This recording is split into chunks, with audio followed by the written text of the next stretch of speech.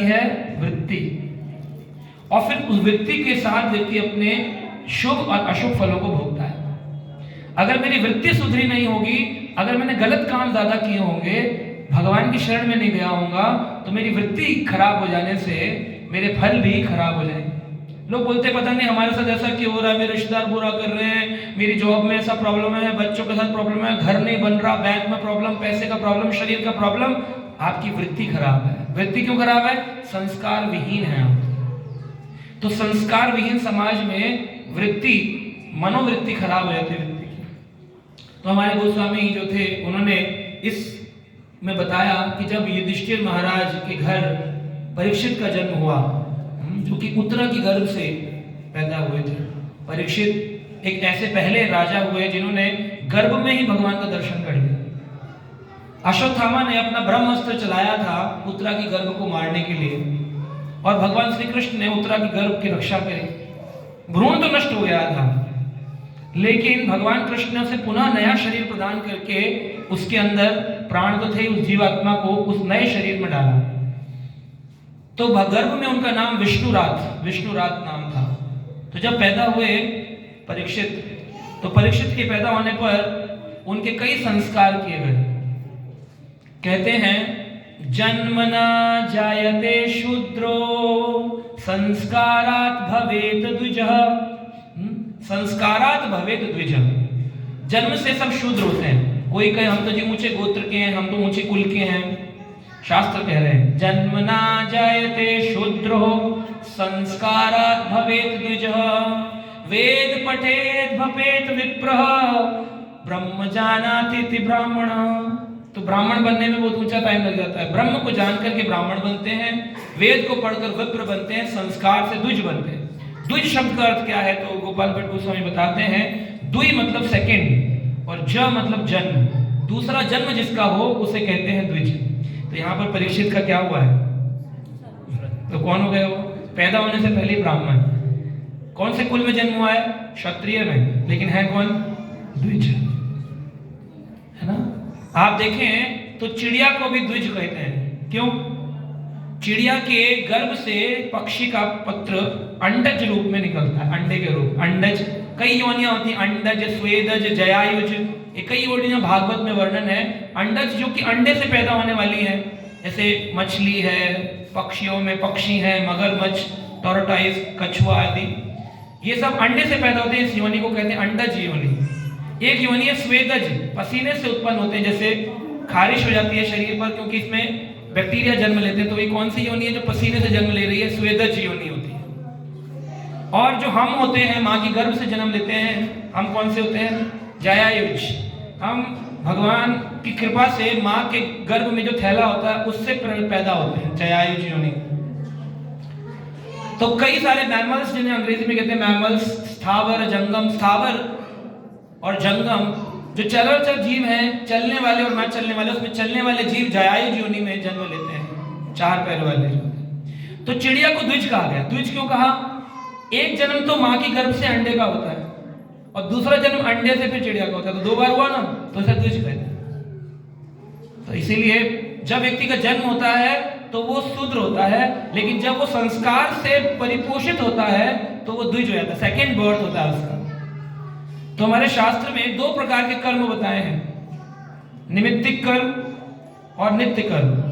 नित्य कर्म और नैमित्तिक कर्म। नित्य कर्म होते हैं जो कि हम पंच महायज्ञ करते हैं, जैसे चींटियों को खाना डाल देना, मछलियों को आटा डाल देना, घर पे आए हुए किसी गरीब को खाना खिला देना, पक्षियों के लिए अन्न छोड़ना, गाय की रोटी निकालना, कुत्ते के लिए रोटी निकालना, पशुओं के लिए। तो ग्रस्त जीवन के व्यक्ति का कर्तव्य है कि जो भी आए उनको खाना भोजन दे। साई इतना दीजियो जामे कुटुंब संभाए, मैं भी भूखा ना रहूं और साधु ना। लेकिन अभी कैसा? साई इतना दीजियो मेरा पेट भर जाए, साधु कोई आए भूखा जाए मर जाए। तो आज कोई देना नहीं चाह रहा। 7 पीढ़ी का भी आ जाए। हाँ, 7 पीढ़ियों का आ जाए, 10 पीढ़ियों का आ जाए, बस मेरा पेट भर जाए, किसी को ना दूं। हमारे वृंदावन में बोलते हैं मेरा पेट हाउ मैं ना दूं काऊ।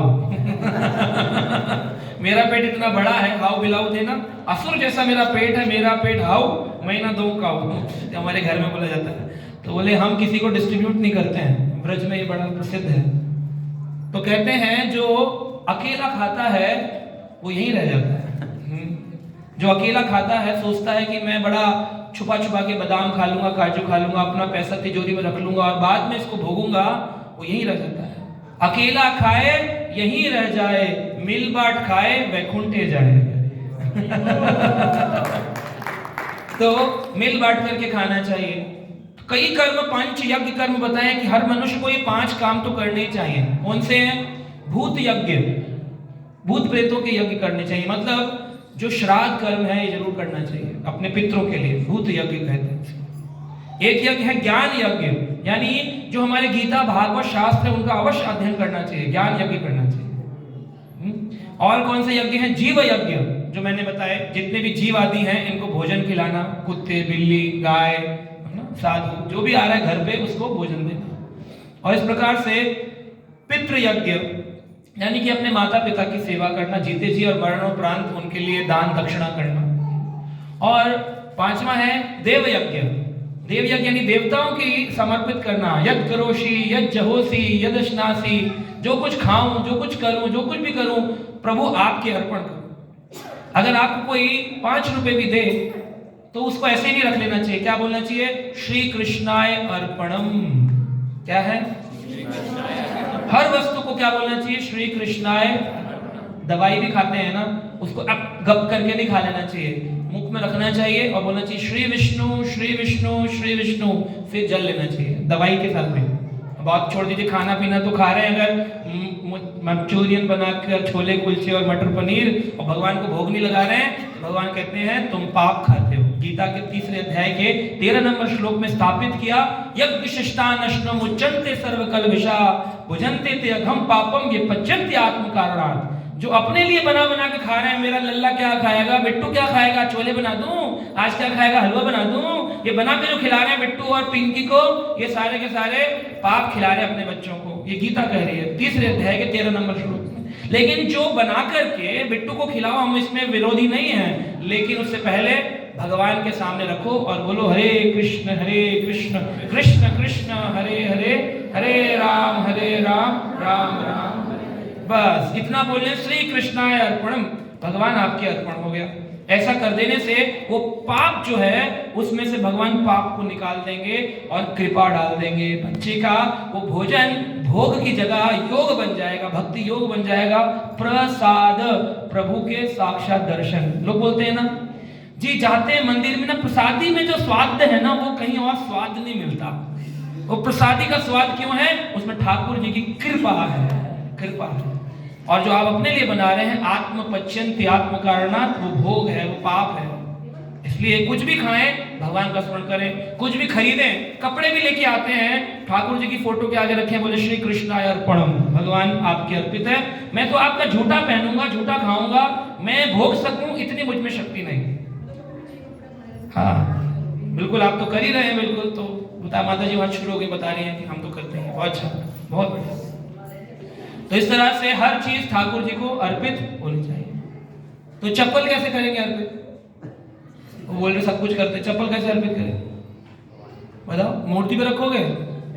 हाँ जी, कैसे करोगे बोलो? अभी तो बोल रहे सब कुछ करते हैं। हाँ, चप्पल पहन करके अगर वृंदावन जाओगे तो चप्पल अपने आप अर्पित हो जाएगी। अरे वाह! जब ठाकुर जी की सेवा में जिस भी चीज का इस्तेमाल होगा, चप्पल पहनकर मंदिर जा रहे हो तो वो अपने आप भगवान की सेवा में लग गए।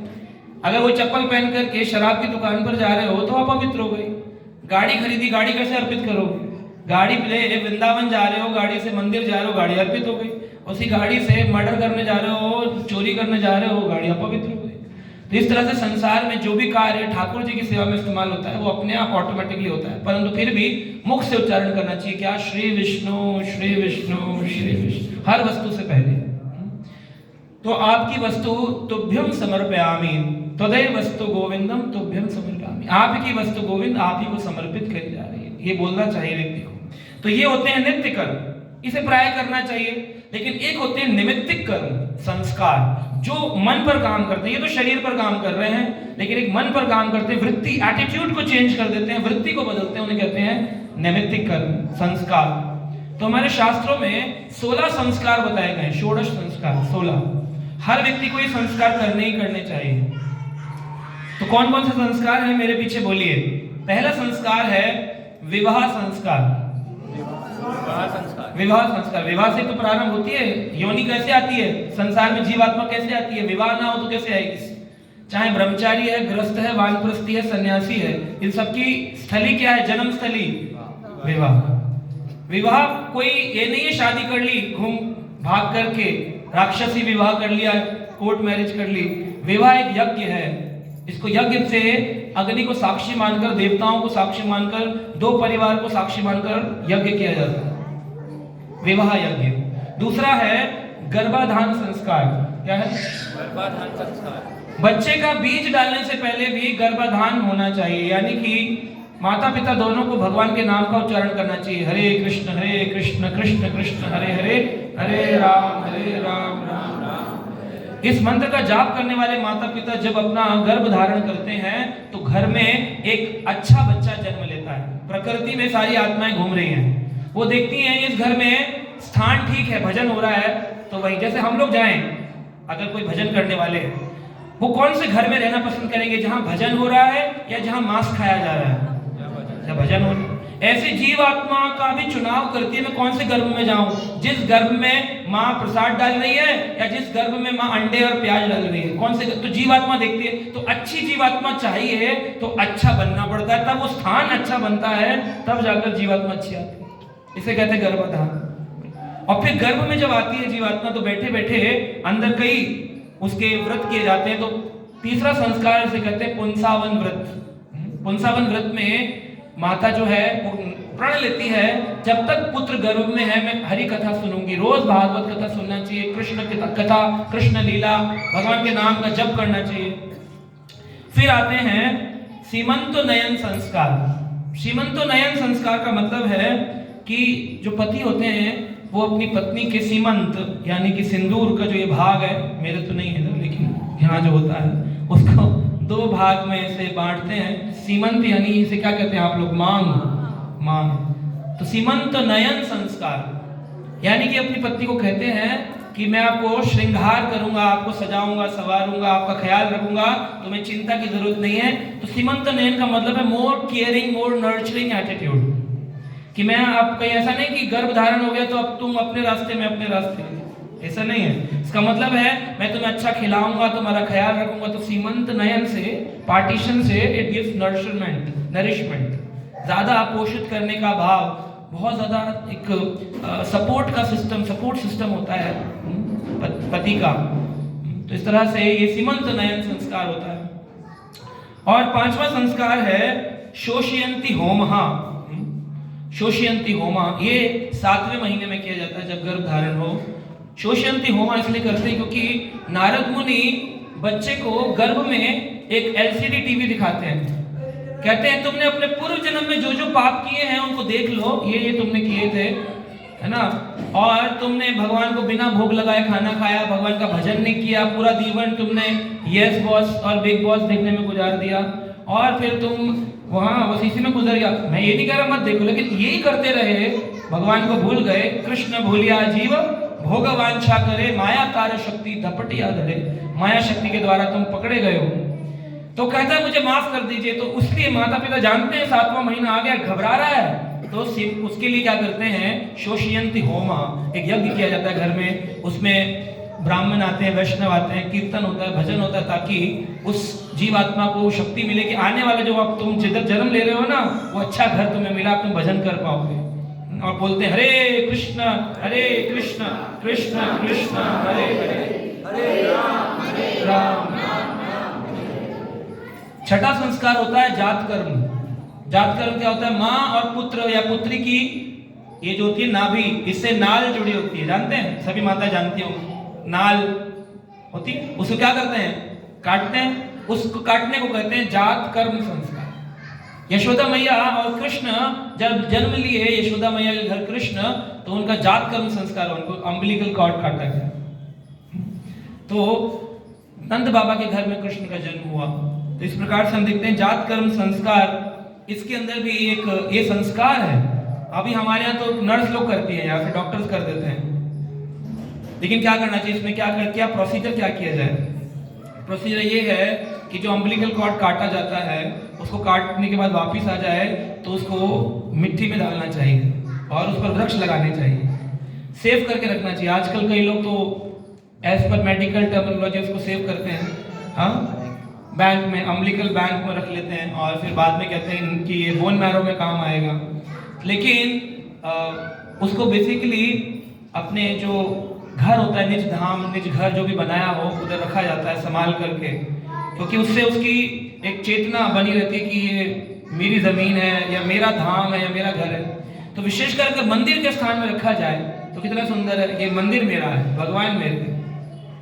तो संसार में लगाता है, भक्तों को भगवान में लगाना चाहिए।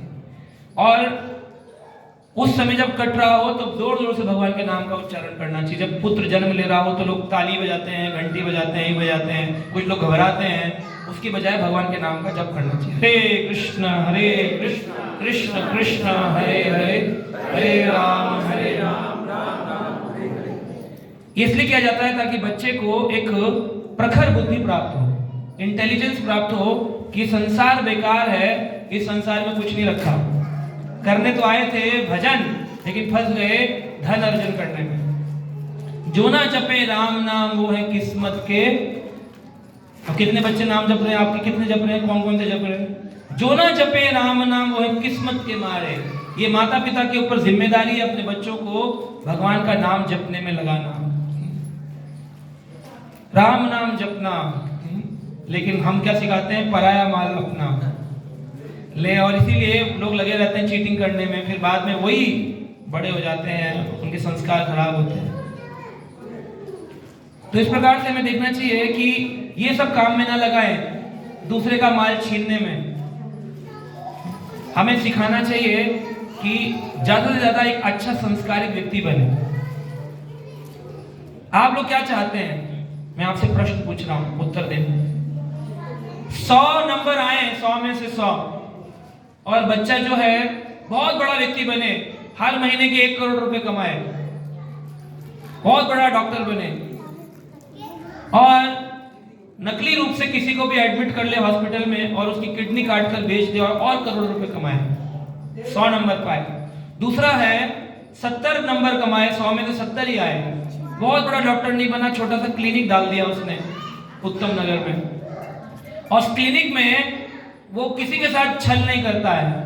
अगर सर्दी हुई है तो सर्दी की दवाई, और अगर हार्ट अटैक है तो हार्ट अटैक की दवाई।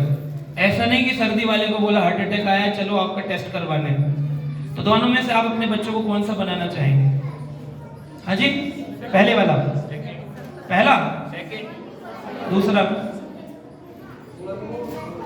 वो दूध बनेगा कैसे दूसरा? भगवान के नाम के द्वारा।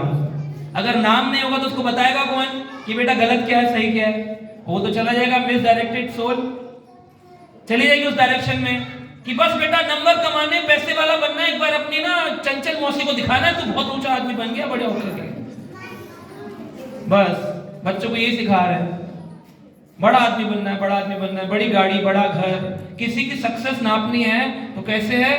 उसकी बड़ी गाड़ी, उसका बड़ा घर। लेकिन ये सक्सेस नहीं है। सक्सेस है कि वो कितना संतुष्ट है। पैसे वाले लोग भी, आप अपने दिल पर हाथ रख के देखिए कि आपके जीवन में कोई दुख नहीं है? बहुत दुख होता है, भरा पड़ा है दुख से संसार, क्योंकि भगवान ने इसका नाम रखा दुखालय। तो आप बोले भी हम सुखी हैं तो आप झूठ बोलेंगे, क्योंकि दुखालय में दुख तो है ही। किसी को शरीर का है, किसी को मन का है, किसी को विचार का है, किसी को संसार का है, लेकिन दुख तो है। तो इसलिए जात कर्म संस्कार के माध्यम से हम बच्चे की अच्छी बुद्धि हो, इसलिए भगवान से प्रार्थना करते हैं कि प्रभु इसकी बुद्धि आप में लगे, आप में लगे। ये प्रार्थना जात कर्म कहलाती है। 7वां संस्कार होता है निष्क्रमण संस्कार। निष्क्रमण संस्कार होता है जब पहली बार बच्चे को मंदिर ले जाया जाता है। घर से जन्म होने के हो सकता है कुछ लोग 40 दिन बाद जाते हैं, कुछ लोग 3 महीने बाद जाते हैं। जब भी पहली बार स्नान करा के तिलक लगा के बच्चे को कृष्ण मंदिर ले जाया जाए, उसे कहते हैं निष्क्रमण संस्कार। ये संस्कार कितने जरूरी हैं, और आपने नहीं किए तो फिर वही जंगली बनते हैं।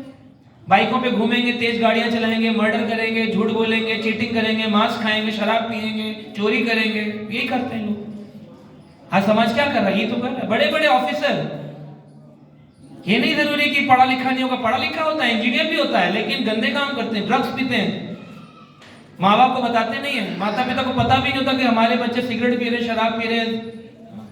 एक हमारे थे जानकार, पड़ोस में रहते थे, उनका पुत्र मेरा मित्र था, पुत्र मित्र तो उनके पिताजी भी मुझे जानते थे कि अच्छे संस्कारों में पला बड़ा है, तो मुझसे बातचीत करते थे, पूछते थे ये क्या क्या करता है, तो मैं कहा मित्र है, क्या बोलूं। तो उसके टाइम अलग था, तो मैं उस पढ़ाई कर रहा था, उस समय कॉलेज में था, तो मैं छत पे पढ़ता था धूप में बैठ करके। तो 10 से 12 बजे का समय जो था वो पिताजी का होता था, ऊपर आकर सिगरेट पीते थे, और 3 बजे से 5 बजे का समय पुत्र का होता था, वो सिगरेट पीता था, और दोनों आकर के यही बोलते थे उसको बताना मत। कैसा कर, क्या हुआ बाद में? घर में लड़के ने भाग करके कोई शादी कर ली और पलट के माता पिता का मुंह नहीं देखा। माता जो थी वो दुख में उनकी मृत्यु हो गई, और जो खुद पिताजी थे उन्होंने दूसरा विवाह कर लिया दूसरी जाति में, और वो घर बेच करके चले गए। कितना सुंदर रहा ना एंड ऑफ द लाइफ, क्योंकि संस्कार विहीन था, इस वजह से हुआ है। उन्होंने अपना समय सिगरेट पर, मूवी में, घूमने में, टीवी में, इसमें लगाया, बजाय इसके शास्त्र पढ़ते, गीता पढ़ते, भागवत पढ़ते, थोड़ा नाम सिखाते कि बोलो बेटा भजो कृष्ण, बोलो कृष्ण, करो कृष्ण शिक्षा। जो नहीं सिखा रहे हैं ये होगा। एक बार एक वृद्ध आश्रम में हम गए थे, उस वृद्ध आश्रम में एक बूढ़ी माँ बैठी थी, माता जी की उम्र की रही होंगी, ऐसी थी, कथा सुनने आई थी। तो बता रही थी, बोली मैंने हमारे इस वृद्ध आश्रम में एक माता जी अपने अंतिम समय पर बोली मेरे बेटे को बुला दो, तो बेटे को फोन करते थे तो वो काट देता था, बोला मेरे पास टाइम नहीं है, आपकी फीस तो देता हूं ना मैं, वृद्धाश्रम की जो आपकी फीस है मेरे माता पिता को पालने की, वो तो मैं दे रहा हूं डोनेशन हर महीने, आप फोन क्यों करते हैं बार बार, मैसेज डाल दिया करिए। उसके बाद समय नहीं था माता पिता से बात करने का, तो बार बार जब ऐसे कह रहा था तो उन्होंने बोला कि भाई अब तुम्हारी माँ जाने वाली है, एक बार तो आ जाओ, अंतिम तो बार मिल लो। तो बड़ा ही मुश्किल से अपॉइंटमेंट लेकर टाइम निकाल कर आया। बोला हाँ माँ बोलो।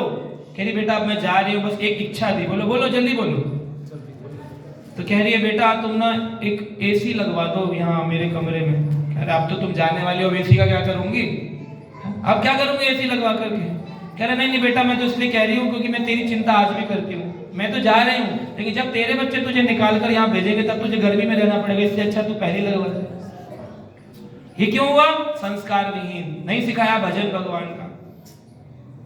तो बहुत जरूरी है, हम लोग सही बात तो कर रहे हैं सारे, लेकिन वापिस जाकर के फिर वही गोलगप्पे खिलाएंगे उनको बाजार में खड़े करके, है ना। फिर बोलेंगे बेटा पिज्जा लोगे, बर्गर लोगे, चाउमीन लोगे, नूडल लोगे, यही करते हैं। यही नूडल आपके गले की रस्सी बन जाएगी। हाँ सच बता रहा हूं मैंने देखा है।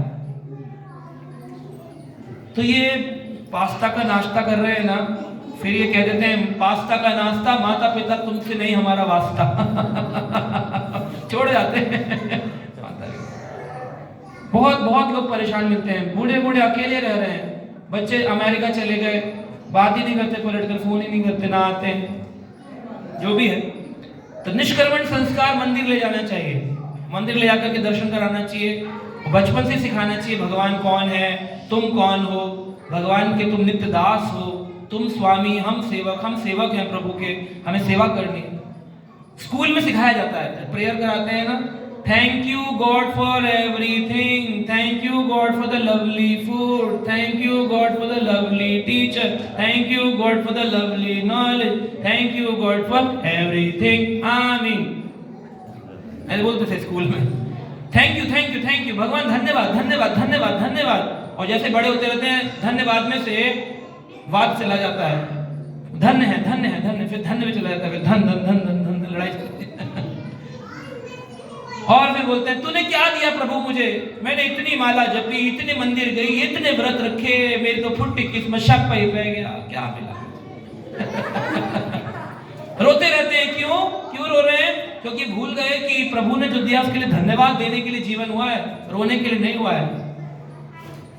उस ऊपर वाले के दरबार में सबका है खाता, जिसने जितना जमा किया वो उतना ही है पाता। ज्यादा नहीं मिलेगा आपको। आप यहाँ हरि नाम लेने में उंगलियां नहीं चल रही हैं, फिर बाद में रोते हैं कि अरे हमें ये नहीं मिला, हमें वो नहीं मिला। तुमने क्या किया भगवान के लिए? तो भगवान कहते हैं तू मेरे नाम में, बोलिए मेरे साथ, तू मेरे नाम में, तो मैं तेरे काम में, मैं तेरे काम में, तू अपने काम में, तू अपने काम में, तो मैं अपने धाम में। मैं अपने धाम में। हाँ, तू मेरे काम नहीं आएगा तो मैं तेरे काम नहीं आऊंगा। ये यथाम माम प्रपद्यन्ते ताम तते भजाम्यहम् मम वर्ताम अनुवर्तन्ते मनुष्याम पार्थ सर्वशः।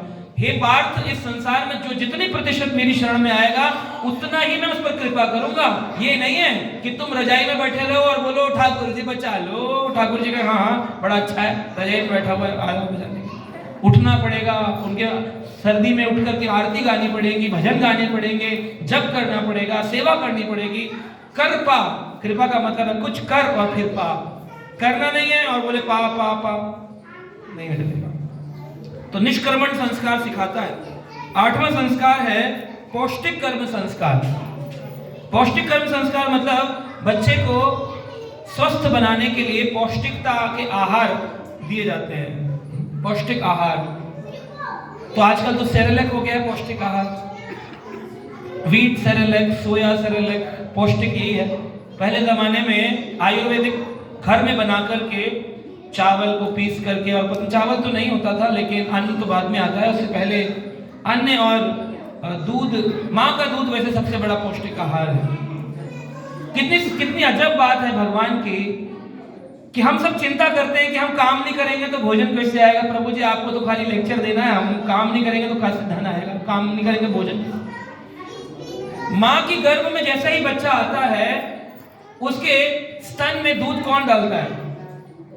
हाँ जी, कौन बाल्टी डालता है? मदर डेयरी से, अमूल से, कौन डालता है? माँ की गर्भ में पता चला बच्चा आने वाला है तो माँ के स्तन में दूध कौन डालता है? पाइपलाइन कौन लगाता है? भगवान लगाते हैं। और वो भगवान पाइपलाइन लगाते हैं, और जब बच्चा बड़ा होता है माँ का दूध पीना बंद करता है तो पाइपलाइन से दूध भी बंद हो जाता है, स्तन से दूध आना बंद हो जाता है। तो किसने किया? लेकिन हम तो बोल रहे हैं कि नहीं नहीं, मुझे मेहनत करूंगा तो खाना मिलेगा। उस बच्चे की केयर करने के लिए भगवान ने बनाया। और पौष्टिक आहार, माँ का दूध से ज्यादा बड़ा कोई पौष्टिक आहार नहीं। आज साइंस कहती है, डॉक्टर है हमारे बीच बैठे हैं, पूछ सकते हैं, पहले 6 महीने माँ का दूध जो होता है वो सबसे बड़ा पौष्टिक आहार है, उससे बड़ा पौष्टिक आहार कुछ नहीं। तो पौष्टिक कर्म संस्कार, पौष्टिक आहार दिए जाते थे। कौन सा पौष्टिक आहार है? भगवान का प्रसाद, ये पौष्टिक आहार। भगवान का प्रसाद सभी विकारों से दूर कर देता है। इसलिए बच्चे को दूध भी पिलाएं तो वो माँ पिलाए जो माँ भजन करती होगी। जब चैतन्य महाप्रभु हमारे कलयुग में प्रकट हुए, गौर पूर्णिमा अभी होली पे आएगी, तो महाप्रभु जब प्रकट हुए, पूरे नदिया डिस्ट्रिक्ट में, उस नवद्वीप में ग्रहण लगा हुआ था, चंद्र ग्रहण। और निमाई जो थे, नीम के वृक्ष के नीचे पैदा हुए सच्ची माता के पुत्र, जगन्नाथ मिश्र के पुत्र, जोर जोर से रो रहे थे, क्रंदन कर रहे थे। सभी लोग बोल रहे थे हरि बोल हरि बोल हरि बोल, क्योंकि ग्रहण लगा था। कुछ लोग सोचते ग्रहण लगा था इसलिए नहीं, भगवान प्रकट हो रहे थे इसलिए सब बोल रहे थे हरि बोल हरि बोल। भगवान प्रकट हुए लेकिन रो रहे थे। तो अद्वैत आचार्य जो थे वो और उनकी पत्नी सीता माता एक प्रकार से गुरु हैं जगन्नाथ मिश्र और उनकी पत्नी सच्ची माता के। तो उन्होंने कहा बच्चे को कुछ दूध पिलाओ ना। तो कहती बार बार मैं अपने स्तन के पास ले जाती हूँ, न जाने ये क्यों अपने मुंह को बंद कर लेता है। सच्ची माता समझ नहीं पा रही थी पुत्र स्तनपान क्यों नहीं कर रहा। तो उन्होंने अद्वैताचार्य से पूछा। तो अद्वैताचार्य क्योंकि स्वयं महाविष्णु थे, उन्होंने भगवान से नजरों नजरों में बात करी, क्यों नहीं पी रहे हो? तो उन्होंने कहा क्योंकि मेरी माँ दीक्षित भक्त नहीं है और इसका स्तन का दूध पीने से मैं बिना दीक्षित व्यक्ति के हाथ का भोग खा लूंगा। स्तन से निकलेगा, बिना दीक्षित है। तो अद्वैताचार्य ने तुरंत सच्ची माता को दीक्षा प्रदान करी और फिर जैसी दीक्षा दी हरिनाम की और स्तन लगाया तो महाप्रभु ने दूध पीना शुरू किया। तो सोचिए कि भगवान अपने चरित्र से भक्त अवतार लेकर सिखा रहे हैं ऐसे व्यक्ति के भोजन नहीं करना चाहिए जो कंठी धारण न करता हो, जो भजन ना करता हो। ऐसे आदमी का भोजन खाएंगे हमारी चेतना नष्ट हो जाएगी।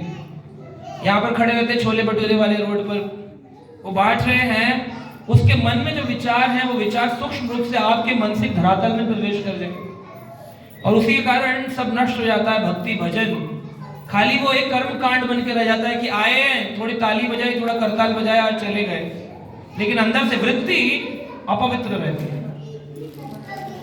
तो इसलिए बाजार का न खा करके भगवान का खाने को भगवान सिखाते हैं, इसे कहते हैं पौष्टिक कर्म संस्कार। फिर 9वां संस्कार है नामकरण संस्कार। बच्चे का नाम रखना चाहिए, तो लोग नाम को बिगाड़ देते हैं। अगर रखेंगे भी अच्छा नाम तो नाम बिगाड़ देते हैं। पुरुषोत्तम नाम रख के गए अगर, तो बच्चे का नाम रख लेंगे पुरु। पुरु कैसा है? पुरु नाम क्या है? पुरुषोत्तम। लेकिन माँ बाप नहीं बोलेंगे पुरुषोत्तम पुरुषोत्तम, नहीं पुरु। पुरु क्या नाम रख दिया, अद्भुत। तो इस तरह से बिगाड़ देते हैं, या फिर अपनी मर्जी से रख लेते हैं, टीनू, टोनी, टाइगर, बबलू, पिंटू, चिंटू। नामकरण संस्कार एक बहुत इंपॉर्टेंट संस्कार है। इस संस्कार में बहुत बड़ा रहस्य छुपा हुआ है। जिस संस्कार में जो नाम बच्चे को दिया जाता है, उसको टारगेट दिया जाता है, लक्ष्य दिया जाता है, तुझे ऐसा बनना है। अगर बच्चे को दिया जानकी दासी, तो तुझे सीता माता की दासी बनना है। वृंदा दासी, तुझे वृंदा महारानी की दासी बनना है। तेरा नाम दिया गया कृष्ण दास, तो तुझे कृष्ण का दास बनना है। तो पहले जमाने में ऐसे ही नाम दिए जाते थे, आपको भी याद होगा, सीता, राम, लक्ष्मण, रुद्र, ऐसे नाम। आजकल लोग ढूंढते हैं गूगल में जाकर के, ऐसा नाम हो जो किसी ने ना सुना हो, ऐसा नाम हो जो किसी ने ना सुना हो, फिर खुद ही नहीं बोल पाते हैं। कभी खुद भी तो नहीं सुना, गूगल से ढूंढा। फिर बाद में मुंह लड़खड़ाता है बोलने में, कह रहे ये ऑफिशियल नेम है, घर में तो तेरा टीनू ही ठीक है। तो इस प्रकार से हम देख सकते हैं कि भगवान का नाम बहुत ऊंची स्थिति है। तो नामकरण में आप जो बच्चे का नाम पुकारेंगे, उससे आपको जाने अनजाने कृपा प्राप्त होगी। क्यों?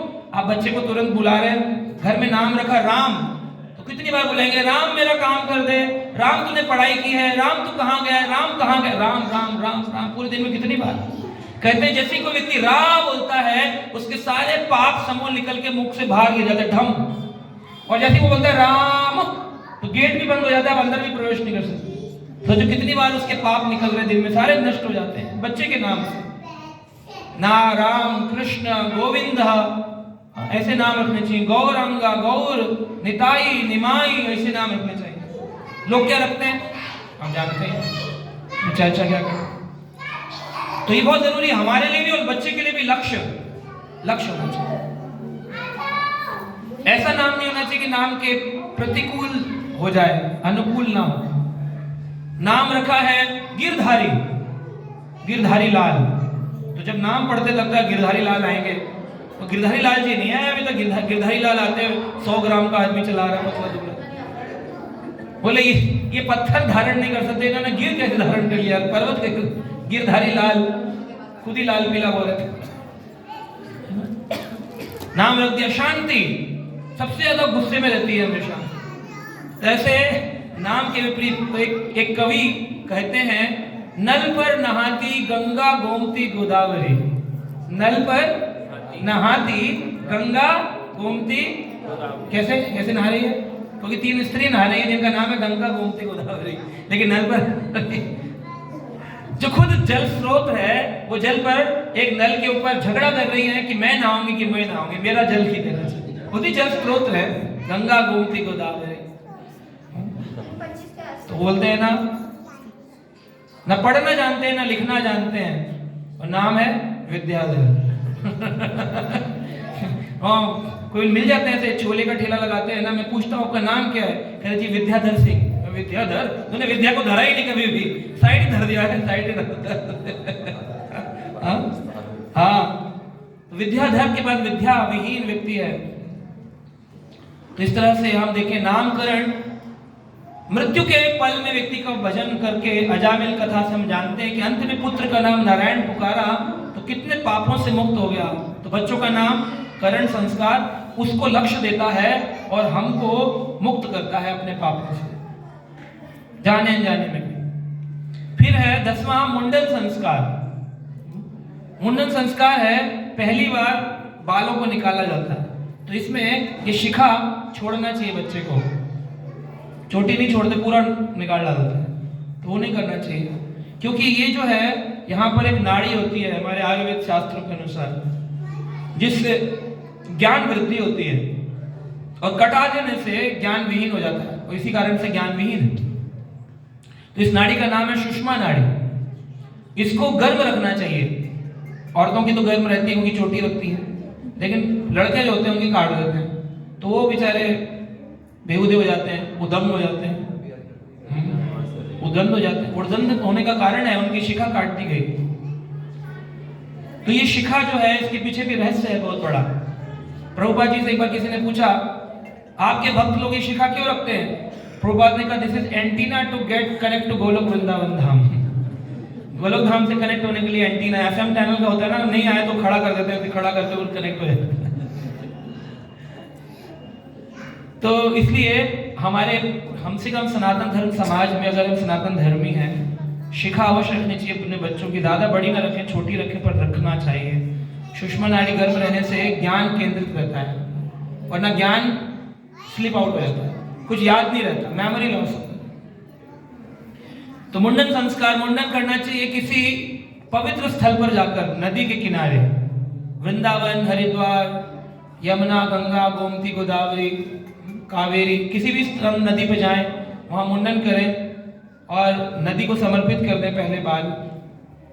और इस प्रकार से बाल जो है वो निकाल करके फिर यहाँ तिलक धारण किया जाता है, ठाकुर जी का तिलक लगा करके बच्चे का संस्कार दिया जाता है। ये सारे संस्कार हैं, इससे बहुत सारे समूल पाप नष्ट होते हैं, और खराब वृत्ति जो है ड्रग्स पीने वाली, उनसे मुक्ति मिल जाती है बचपन में। उसके सामने रख दोगे ला करके, वो नहीं पिएगा, क्योंकि संस्कार होगा उसका, दृढ़ता, ज्ञान होगा उसके पास। उसके बाद 11वां संस्कार है अन्न प्रसन संस्कार। पहली बार अन्न खिलाया जाता है बच्चे को। ये अन्न प्रसन 6 महीने में किया जाता है। तो अन्न प्रसन जब होता है तो अन्न कौन सा होना चाहिए? अन्न होना चाहिए जो कि ठाकुर जी को भोग लगा हो, और किसी भक्त के द्वारा उसको खिलाया जाना चाहिए। भक्त उसके मुख में प्रवेश कराए, ताकि जो खिलाता है उसके संस्कार, उसके कर्म भी, उस चेतना उस बच्चे के अंदर जाए। तो लोग ज्यादातर बूढ़े बुजुर्गों से कराते थे, क्योंकि वो लोग माला जपते रहते थे, बोले दादाजी आप कर दो, हरे नाम जपते थे। लेकिन आजकल तो बूढ़े बुजुर्ग भी पार्क में ताश खेल रहे हैं, तो फिर उनको उनके से कैसे करा दें? वो बुरा मान जाते हैं, दादा की नहीं मानी तुमने, हमारा अपमान किया है तुमने, अरे तुम तो ताश खेल रहे हो, तुम तो पहले ही अपना भी अपमान कर रहे हो, समाज का भी कर रहे हो, अपनी पूरी सोसाइटी बदनाम कर रहे हो, पार्क में धूप सेक रहे, ताश खेल रहे, टाइम वेस्ट कर रहे। तो इसलिए ऐसे व्यक्ति से खिलाना चाहिए जो भक्त हो। तो अन्न प्रसन संस्कार होता है, क्योंकि अन्न पर ही एक जीवात्मा निर्भर है। अन्नात् भवति भूतानि, अन्न पर ही सारी जीवात्मा निर्भर है। तो अन्न प्रवेश करने से उस व्यक्ति में संस्कार क्रिएट होते हैं। गंदा खाना खाएंगे, जैसा खाएंगे अन्न वैसा बनेगा मन। मन खराब है, आजकल लोग कहते हैं मेरा मन खराब है, please don't talk to me, I am frustrated. तो तुम्हारा अन्न खराब है। अन्न खराब के कारण मन खराब रहता है। अन्न जिस दिन अपने हाथ से बनाकर ठाकुर जी को भोग लगा खाओगे, आप देखना आपके मन के सारे विकार चले जाएंगे, और अगर आएंगे भी तो ज्यादा समय तक आपको परेशान नहीं करेंगे, जल्दी इजी सॉल्यूशंस। क्योंकि अन्न खराब इसलिए मन खराब। तो अन्न प्रसन बहुत बड़ी चीज है। पहली बार में ऐसा अन्न प्रवेश कराओ, पूरा जीवन उसकी आदत पड़ जाए, वही उसकी आदत है, डिमांड है कि बॉडी का यही खाऊंगा। तो अभक्ष्य भोजन ना खिलाया जाए। 12वां संस्कार है कर्ण वेदन संस्कार। कान को छेदते हैं, उसमें कुंडल डालते हैं। पर कर्ण वेदन का असली मतलब है कान के अंदर उस व्यक्ति के भागवत कथा सुनाना। कर्ण वेद जो दे, कानों को वेद करके जो कान भेद दे वो, तो कानों को भेदने वाला ज्ञान कर्ण वेदन संस्कार है। तो बच्चों को कान में मंत्र दिए जाते थे पहले, है ना। तो बच्चों के कान में भगवान, जब भी बच्चे आपके नजदीक आए तो लोग ऐसे गले लगाते हैं, उनको ऐसे ऐसे करते रहते, बच्चों के साथ खेलते हैं, प्रेम विलाप करते हैं। लेकिन कभी बच्चा पास आए तो उसके सिर को सूंघना चाहिए, सूंघना चाहिए। ये भागवत में लिखा, कृष्ण पुस्तक में प्रभुपाद लिखते हैं, बच्चे जब भी नजदीक आए तो उनको चुंबन ना करके सूंघा जाए उनके मस्तिष्क को। उससे उनका मस्तिष्क बड़ा ग्रो करता है और उनकी उम्र लंबी होती है, स्वस्थ होते हैं।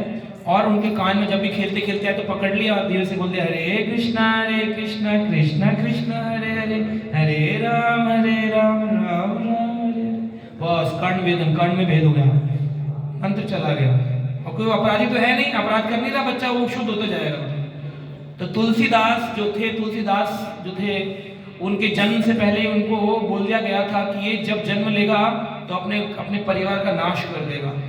तो उनके पिता ने उनको वो कुंडली पहले से पता थी। तो उनकी माँ जो थी जन्म देते वक्त, तुलसीदास जो थे जिन्होंने रामचरितमानस लिखी, उनकी माँ जन्म देते वक्त ही गुजर गई। और तुलसीदास जी के जो पिताजी थे उन्होंने उस बच्चे को घर में नहीं रखा, बोला आते ही माँ को खा गया, ये तो अशुभ है, कुंडली में लिखा है। तो उसको निकाल करके आश्रम में भेज दिया। तो वहां पर एक बूढ़ी स्त्री थी जो उनका पालन पोषण कर रही थी। तो उसने ले जाकर के एक साधु से कहा कि ये इतना बड़ा हो गया, अब तक बोलता नहीं है, बचपन से प्रयास के 5 वर्ष का हो गया, बोलता नहीं है। तो उन्होंने कहा कि आपने कभी बोलने की कोशिश करी, इसके कान में कोई शब्द कोई नहीं। बोले बहुत बार कोशिश करी लेकिन बोला नहीं। बोले क्या क्या बोला? तो उन्होंने बोला संसार की बातें बताई। कहा नहीं, एक बहुत ऊंची जीवात्मा है, इसके कान में भगवान का नाम बोलो तो ये बोलेगा। तो बोले गूंगा है, ये नहीं बोलेगा। और गूंगा जो होता है वो बहरा भी होता है, सुनता भी नहीं है, सुनेगा तो बोलेगा। बोले नहीं, आप बोलिए भगवान का नाम। तो माता जो थी उनकी दादी कुछ कहते हैं, उन्होंने उनको ले जाकर के रखा साधु की गोदी में और साधु ने कर्ण भेदन कर दिया। कान में बोला राम राम, बोलो बेटा राम। तो तुलसीदास जो बोले नहीं कभी, वो बोल पड़े राम। तो इसलिए उनका नाम पड़ा। पहले उनका नाम नहीं था, अनामी थे, लेकिन जब उनका जन्म हुआ और उन्होंने जब राम बोला तो उनका नाम पड़ गया राम बोला। तो लोग उनको राम बोला कहते थे। उनकी पहली बार क्या बोला था? सोचिए, ऐसे भक्त हुए जिन्होंने जीवन में राम के अलावा कुछ बोला ही नहीं, राम बोला। कई बार लोग बोलते हैं कि जी इस्कॉन में कितनी माला जपने को बोला गया, तो कितनी माला बोला गया? बोले 16 माला 2 घंटे। कह रहा कहाँ ही भगवान ने गीता में कहा 16 माला? बोले हाँ, भगवान ने तो कहा है सतत कीर्तयन्तो माम ये जना पुरीपासते तेषां नित्य अभियुक्तानां योगक्षेमं वहाम्यहम्। सतत कीर्तयन्तो माम, सुबह से लेकर रात तक, सोने से लेकर जगने तक निरंतर क्या बोलते रहो? हरे कृष्ण कृष्ण कृष्ण हरे हरे, हरे राम राम राम हरे हरे। निरंतर तो बोल नहीं पाएंगे, तो प्रभुपाद ने कहा चलो निरंतर मत बोलो, तुम तो 2 घंटे पढ़ लो, क्योंकि आचार्य थे। अन्यथा गीता में लिखा है सतत कीर्तयन्तो माम। लोग बोलते ना कहाँ लिखा है 24 घंटे जब करो, तुम लोग तो पागल बनाते। भगवान बोल रहे सतत कीर्तयन्तो माम ये जना पर्युपासते, जो लोग मेरा भजन पूजन 24 घंटे करते हैं, तेषां नित्य अभियुक्तानां, मैं इस बात की गारंटी लेता हूँ, योगक्षेमं वहाम्यहम्, जो उनके पास है उसकी मैं रक्षा करूंगा और जो नहीं है वो मैं उन्हें प्रदान करूंगा। भगवान ने अपने भक्तों के अद्भुत कार्य किए हैं। उनके पास वो चीजें प्रदान करेगी जो उनके पास नहीं है, वो भगवान उनको देते हैं, बल बुद्धि ज्ञान सब देते हैं। तो इस प्रकार से ये कर्ण भेदन संस्कार। फिर आता है 13वें नंबर पे चूड़ा कर्म संस्कार। चूड़ा कर्म होता है मुंडन के बाद जब पहली बार कटिंग कराते हैं ना, हेयर कट, इसे कहते हैं चूड़ा कर्म। तो चूड़ा कर्म संस्कार में भी मंदिर ले आना चाहिए और उसकी आदत पड़ाने के लिए ना, पहले तो मुंडन हुआ था तो बच्चा छोटा था, अभी बड़ा हो रहा है, तो बाल निकालने हैं, इस बात की आदत डालनी चाहिए, क्योंकि बाल में पाप छिपा है। जितना ज्यादा बड़ा बाल उतना सा पाप। लोग बोलेंगे स्त्री के तो फिर बहुत बड़े होते, बहुत पापी होती है। लेकिन स्त्री के लंबे बाल उसकी शीलता है और पुरुष के लंबे बाल उसकी मलिनता है। तो इसलिए बालाजी जाते हैं लोग तिरुपति और वहां बाल चढ़ाते हैं, तो बोलते हैं भगवान का नाम ही है बाल लाजी, बाल लाजी। बालों को लेकर आओ मेरे पास। तो लोग जाते हैं, अपना समर्पण दिखाते हैं भगवान। कभी आप खाना खाते खाते अगर बाल पे हाथ लग जाए ना, तो खाना नहीं खाना चाहिए, पहले हाथ धोने चाहिए, क्योंकि बाल में पाप होता है। तो लोग खाते खाते भी ऐसे करते रहते, फिर खाते रहते, फिर ऐसे कर लेते, खा लेते। मूछें होती है, सोचो कैसे खाएगा, उसको तो बालों को स्पर्श कर करके दही लस्सी दूध जा रहा है। कीड़े भी होते हैं बालों के अंदर छोटे छोटे, जिन्हें क्या बोलते हैं, जुए। जुए भी होते हैं बालों में, पाप भी होता है, गंदगी भी होती है। इसीलिए वैष्णव का लक्षण है बाल, दाढ़ी, मूछ, सिर के बाल सब निकाल देते हैं। करे जितना रखोगे उतना पाप के साथ रहना। तो ज्यादा बड़े मत रखो, छोटे तो रखो, कम से कम खाने में गिर जाते हैं। सोचो माता कुकिंग करने जाती है तो जब तक बाल ना आए तब तक मानते नहीं कि ट्रेडमार्क लगाए घर का। कई बार तो कई लोगों की बहुत आदत होती है, लोग और लेडीज बोलती भी ऐसे माता है ना, मेरी तो आदत ही, मेरे को गिरते ही रहता है, बड़ी खुश रहती है। तो उनके जो पति लोग होते हैं उनको आदत पड़ जाती है, कभी कभी नहीं निकलता तो कहते क्या आज बाहर से मंगवाया हुआ है। तो इसमें आज बाल ही नहीं निकला, तुम्हारा ट्रेडमार्क नहीं निकला। तो सोचो बाल मुंह में आ गया तो पाप आ गया ना। आप कहेंगे कैसे, बाल तो बड़े सुंदर होते हैं, हम तो शिखाखाई लगाते हैं, लोरेल लगा के तैयार करते हैं, डाई लगाते हैं, आप कह रहे बाल खराब होते हैं। ये बाल जब तक सिर से जुड़े हैं तब तक अच्छे लगते हैं। कभी आपने कंघी की और बाल निकले हो तो उनको सैंडविच में लगा के खाया है? कभी खाया है? ऐसे निकाले बाल कंघी में आपने, और कंघी में से सारे बाल निकाल लिए और फिर सैंडविच आलू में लगा के बोले बहुत अच्छे होते हैं, हम तो सिर पे रखते हैं। पता है गंदगी ऐसे छोड़ देते हैं, नाखून लंबे लंबे, जब तक जुड़े हैं तब तक आप लोगों को पॉलिश लगाना है, लंबे बाल है, लेकिन कट कर देंगे, नाली में चले गए, फिर उठा करके कोई लाता है दोबारा, क्योंकि गंदगी है। लेकिन वो गंदगी सिर पे चुपकी तो आपको कितनी अच्छी लग रही है, लेकिन वो पाप है। तो इसलिए माताओं को बाल के ऊपर करना चाहिए पल्लू, डालती थी पहले, आजकल पल्लू चला गया। ऐसा लल्लू आया जीवन की पल्लू ही चला गया, पल्लू चला गया। लेकिन हिया जो एक स्त्री का धन है, हिया लज्जा। अच्छा आपसे प्रश्न पूछा जाए, एक स्त्री पूरे कपड़ों में ज्यादा अच्छी लगती है कि अधूरे कपड़ों में अच्छी लगती है? हिया लज्जा उसका शीलता है, उसका गुण है, उसका स्वरूप पूर्ण वस्त्र में है। अधूरे वस्त्रों में वो लज्जाहीन होकर के उसकी सुंदरता चली जाती है। शास्त्र कह रहे हैं वैसे पुरुषों का मुंडन, लंबे बाल रखना, भागवत कहती है लंबे बाल ये कलयुग में होंगे, पुरुषों के लंबे और स्त्री के छोटे। लावण्य केश धारणम, भागवत के 12वें स्कंद में आता है, लावण्य यानी लंबे केश धारण करेंगे पुरुष, फिर वो लगाएंगे ड्राई क्रीम जेल, और फिर मेरी बात ही निराली है, तेरी इतनी निराली है तो तेरी रात भी काली है, तेरा दिन भी काला, तेरी बात ही निराली है। जेल लगाते, dry cream, Brill cream, dry cream, जो भी। तो लंबे बाल, शैम्पू, ये वो।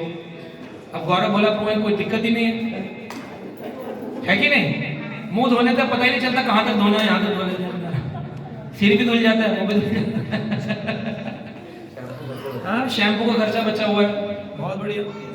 कितना अच्छी, पाप ही नहीं है, कितना पाप मुक्त जीवन है। इसीलिए इनके घर वालों ने नाम ही रखा भोला, क्योंकि अगर बाल होते तो तेज होता, फिर का नाम होता गौरव तेज, गौरव चालाक, लेकिन ये गौरव भोला है क्योंकि भोले हैं, पाप नहीं।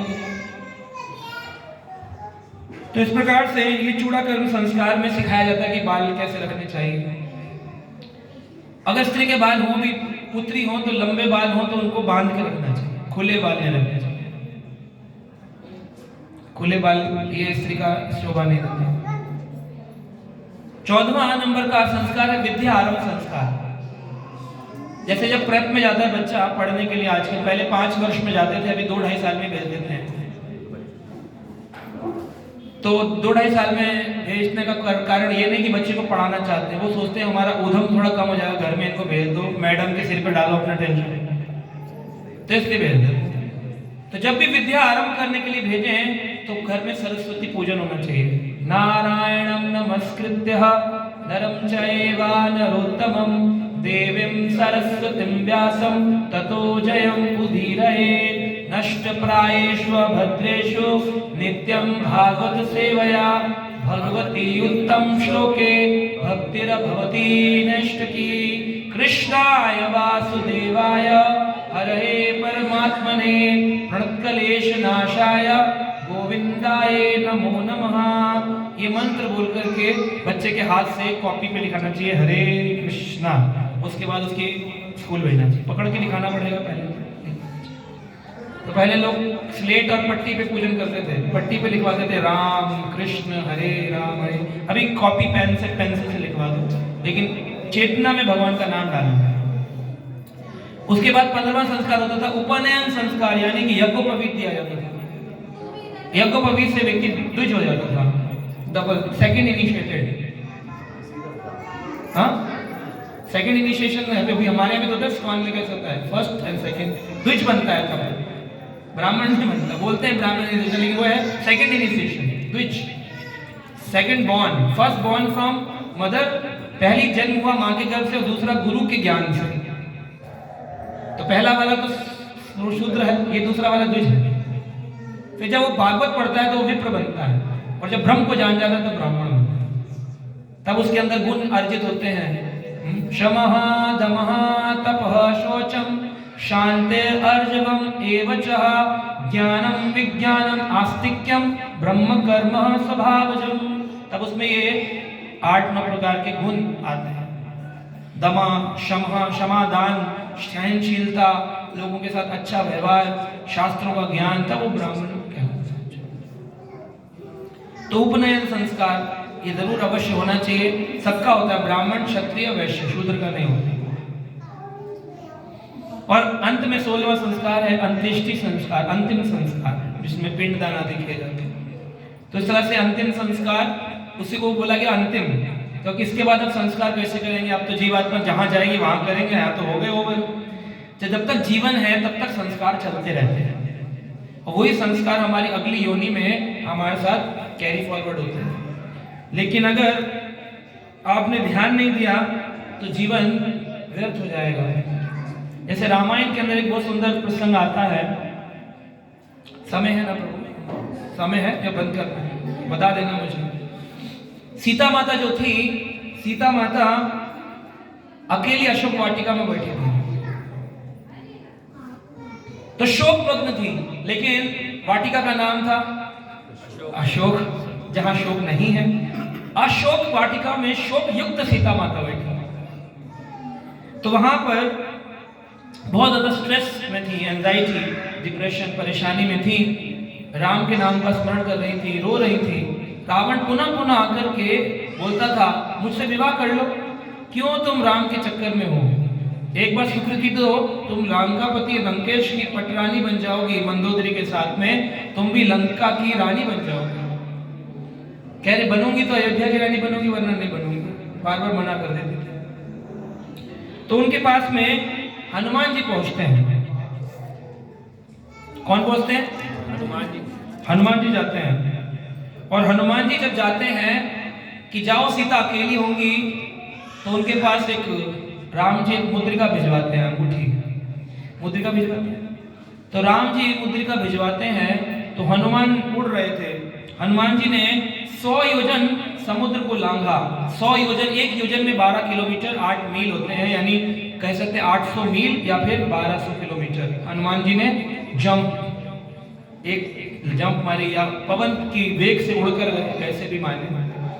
तो हनुमान जी 100 योजन जा रहे थे। तो हनुमान जी जब उड़ रहे हैं, मान लीजिए, या जंप कर रहे हैं, तो अंगूठी गिर सकती है। तो हनुमान जी ने अंगूठी को कहाँ रखा? मुख में, मुंह के अंदर रख दिया, और मुंह में रख करके मुंह बंद करके और फिर गए। तो मुख में जब लेकर गए तो सारे के सारे सीता जी हैरान हो गए। जब उन्हें पता चला, उन्होंने मुख से अंगूठी निकाल कर दी, बोले आपके लिए ये राम भगवान ने भिजवाया है। ऐसा टीवी में दिखा रहे थे, लेकिन ऐसा नहीं बोला होगा।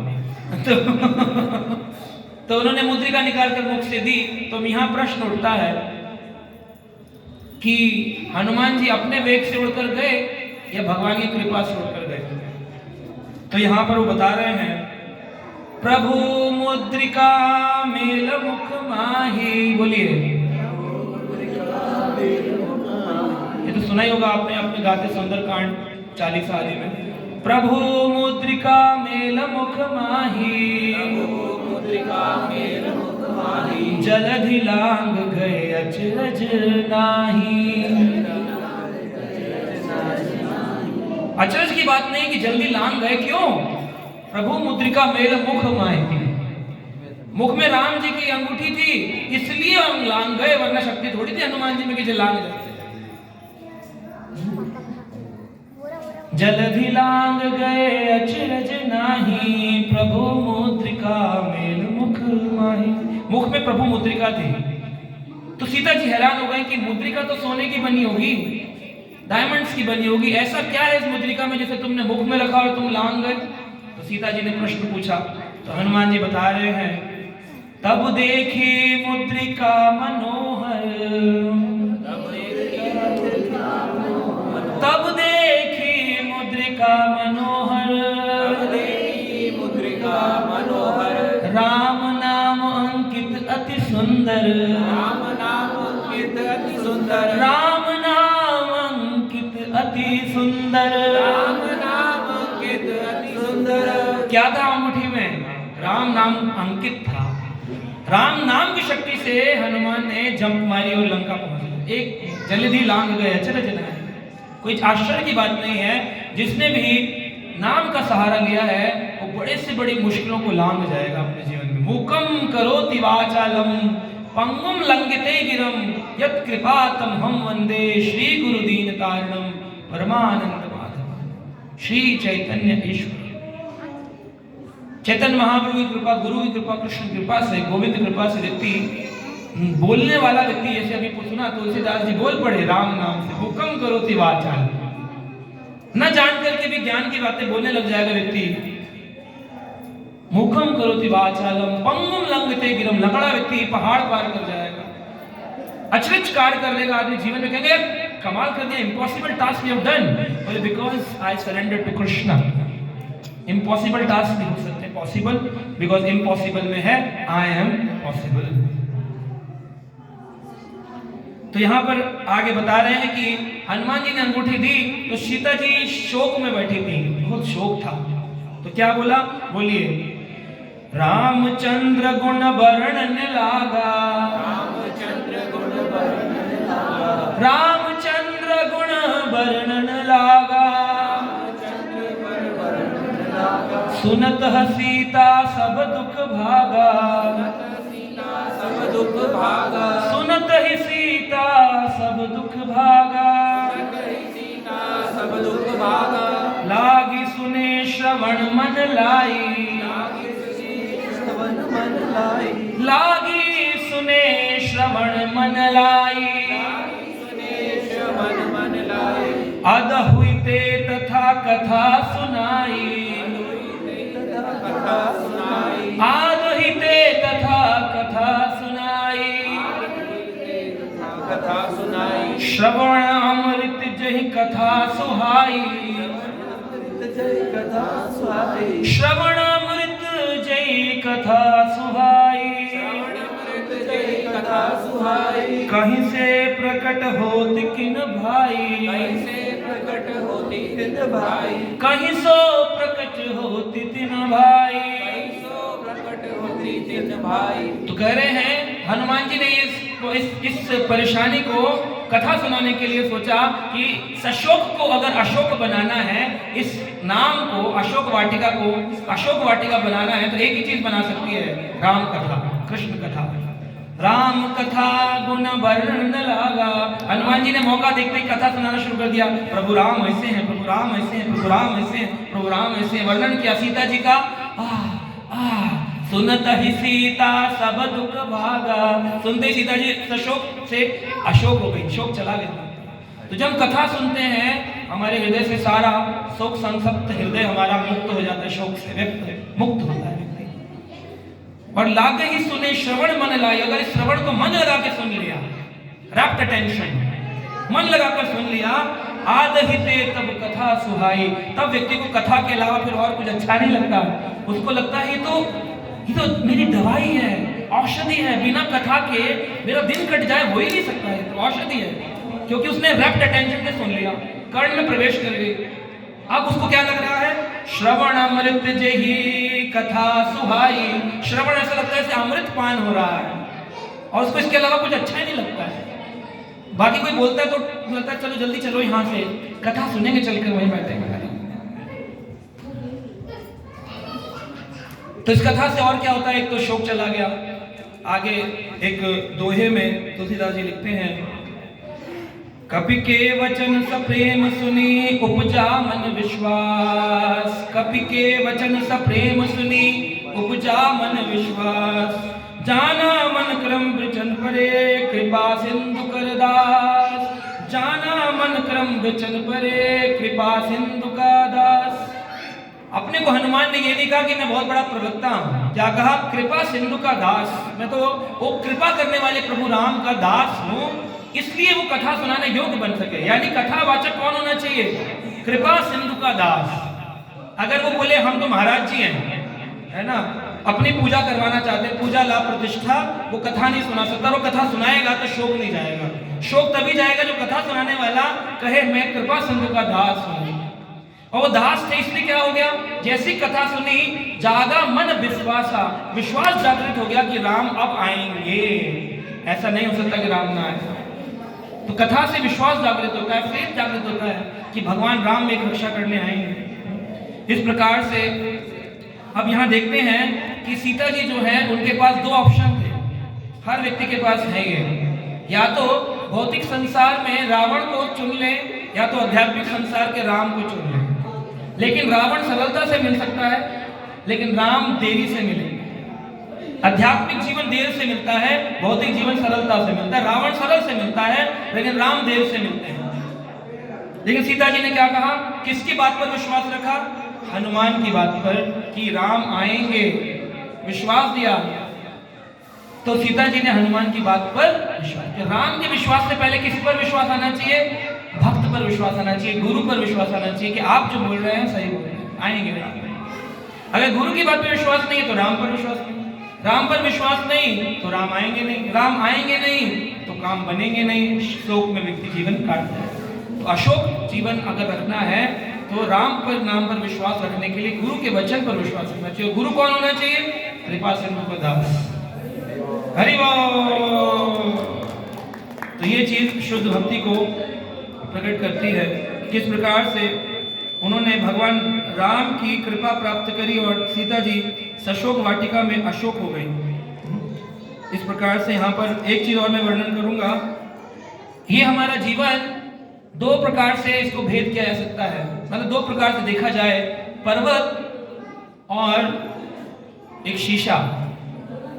इस परिवार में, इस संसार में पर्वत के समान है हमारा जीवन। पर्वत कैसा है, जो बोलेंगे वो लौट कर आएगा।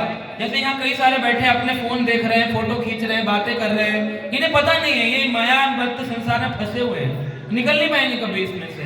लेकिन इनको लग रहा है बहुत अच्छा काम कर रहे हैं, फोटो खींच रहे हैं, यहाँ इसके अलावा टाइम ही नहीं मिलेगा फोटो खींचने का। तो ये मायाबद्ध संसार के जीवन का है कि कथा में बैठकर भी कथा में मन नहीं है उसका, माया संसार है। लेकिन जो व्यक्ति समझ रहा है कि ये आज छूट गया तो कल नहीं मिलेगा, राम नाम अंकित जहां शोभा वर्णी न जाए, इससे अच्छी शोभा नहीं है जहां राम का नाम अंकित हो। उस कथा प्रसंग, वो स्थान जहां कृष्ण नाम अंकित है या प्रभु नाम अंकित है, उसको छोड़ना नहीं चाहिए। उस मौके को छोड़ दिया तो हमारे से बड़ा दुर्भाग्यशाली कौन है कि कथा में बैठकर भी कथा के ना हो पाए। सोचिए जरा। तो ये समाज कैसा है, माउंटेन के जैसे, पर्वत श्रृंखला के समान, जो बोलेंगे वही लौट कर आएगा। आप बोलिए पर्वत में जाकर के जूली, इको जूली जूली जूली जूली, आप बोलिए जय श्री राम, जय श्री राम, जय जय जय जय, घूम करके आपके पास भी आया। आप बोलिए अबे घड़े घड़े, वो मुझे भी बोल रहा हूँ, खुद ही को बोल रहा हूँ। इसलिए वो चीज बोलो जो लौट करके आपके पास आए। भगवान का नाम जिससे मिलो उसको क्या बोलो, हरे कृष्णा हरे कृष्णा हरे कृष्णा हरे कृष्णा हरे हरे हरे हरे हरे हरे। आपने बोल दिया अबे चले चले चले, अबे चले चले, अबे चले चले, अबे चले चले। जिसको मिलो क्या बोलना चाहिए, पीछे वाले सुन ही नहीं रहे, हमें नहीं बोलना, हम तो वही बोलेंगे, बिट्टू के पापा चिंटू की चाची। हाँ, क्या बोलना चाहिए, हरे Krishna Krishna Krishna Hare Hare Hare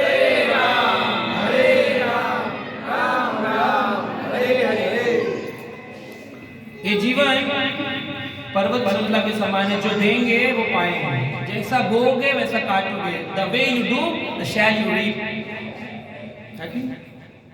what you do the shall you reap, जो जो करेगा वैसा वैसा पाएगा। इसलिए करते वक्त सोचो हम क्या कर रहे हैं, चुनाव आपके हाथ में, भगवान का भजन करना है या घर जाके स्वेटर बनाना है, मूंगफली छीलनी है, बच्चों का रोटी बनानी है, बस यही करना है जीवन में। मनुष्य जीवन आया है, इसको व्यर्थ मत गवाओ। इसीलिए ग्रंथ जो है ये शीशे के समान है। शीशा जब जाओ देखो तो माताएं देखती हैं शीशे में झुर्रियां कितनी पड़ गई, आंखों का काजल कैसा है, बाल कितने सफेद हो गए। शीशा हमें दिखाता है मैं कौन हूँ। तो ग्रंथ है शीशा और समाज है पर्वत। पर्वत के वो होता है जो करते हैं और शीशा वो दिखाता है जो होते हैं। तो ये ग्रंथ जो कथाएं हैं ये हमको हमारे से मिलाती हैं। क्या करती हैं? हमारे से मिलाती हैं। आपको कभी अपने आप से मिलाया किसी ने? ना, आपको आपसे मिलाती हैं ये कथाएं, भगवान की आपको आपसे मिला देती हैं। फिर आप पहचानते समझते हैं मैं कौन हूँ, भगवान का दास, और फिर सेवा शुरू होती है। तो आशा करते हैं इशिता के इस जन्म उत्सव पर इनके परिवार ने जिस तरह कथा आयोजन किया, आप भी अपने बच्चों के लिए, परिवार के लिए कहीं ना कहीं, कैसे भी, जरूरी नहीं कैसे कर रहे हैं, पर आप भगवान के नाम का भजन अवश्य करिए, संस्कार दीजिए, ताकि उनके अंतकाल तक आप रहे न रहे लेकिन संस्कार रहने चाहिए।